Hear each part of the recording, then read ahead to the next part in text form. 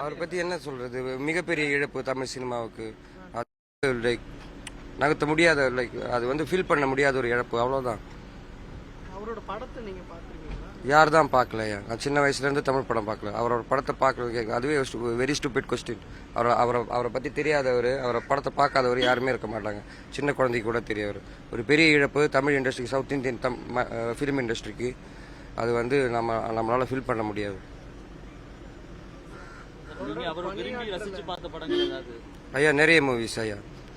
ஆயுத எழுத்தில் அவரோட கேரக்டரெல்லாம் லைக் அவரோட நடிப்பு தான் எனக்கு மிக லைக் அவரோட ஸ்க்ரீன் ப்ரெசன்ஸ் எல்லாம் கம்பீரமாக இருக்கும். Was a great actor too. அவருடன் பணியாற்றலன்ட்டு வருத்தம் இருக்கு. முடியலையே, இப்போ சொல்லி என்ன பிரயோஜனம், முடியலையே.